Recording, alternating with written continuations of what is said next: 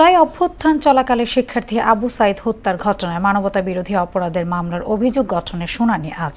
বিচারপতি নজরুল ইসলাম চৌধুরীর নেতৃত্বাধীন 3 সদস্যের আন্তর্জাতিক অপরাধ ট্রাইব্যুনাল 2-এ শুনানি হবে।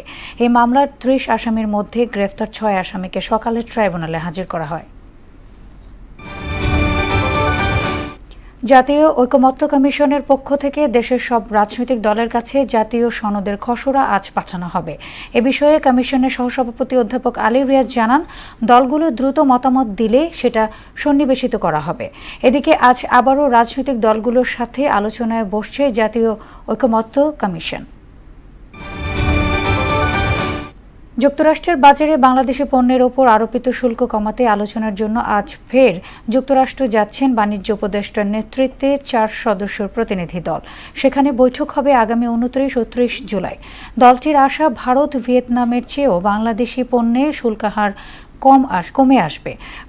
যুক্তরাষ্ট্র থেকে 25টি বোয়িং বিমানের অর্ডার দেয়া হয়েছে বলেও জানান সচিব। রাজধানীর উত্তরায় মাইলস্টোন স্কুল অ্যান্ড কলেজে যুদ্ধবিমান বিধ্বস্তের ঘটনায় সাহিল ফারাবি আয়ান নামের আরও এক শিক্ষার্থীর মৃত্যু হয়েছে। রাত 1:45টায় জাতীয় বার্ন ও প্লাস্টিক সার্জারি ইনস্টিটিউটে চিকিৎসাধীন অবস্থায় তার মৃত্যু হয়। মাইলস্টোন স্কুলে ইংরেজি ভার্সনের 7ম শ্রেণীর ছাত্র আয়ানের শরীরে 40% দগ্ধ ছিল। কক্সবাজারে ভারী বৃষ্টি ও নিম্নচাপের প্রভাবে জোয়ারের পানি বেড়ে সমুদ্র তীরের মেরিন ড্রাইভে ভাঙন দেখা দিয়েছে। এদিকে বঙ্গোপসাগরে সৃষ্ট নিম্নচাপের প্রভাবে জোয়ারে নোয়াখালীর বিচ্ছিন্ন দ্বীপ হাতিয়া উপজেলার বিস্তীর্ণ জনপদ প্লাবিত হয়েছে। নদীর তীরে ভাঙন তীব্র আকার ধারণ করেছে। সাগর উত্তাল থাকায় সেন্ট মার্টিনের সঙ্গে বন্ধ রয়েছে নৌ যোগাযোগ। গাজা উপত্যকার আল মাওয়াসি, দেইর আল বালাহ এবং গাজা সিটিতে দৈনিক 10 ঘন্টার জন্য সামরিক তৎপরতা বন্ধ রাখার সিদ্ধান্ত হলেও এসব এলাকায় হামলা অব্যাহত রেখেছে ইসরায়েল।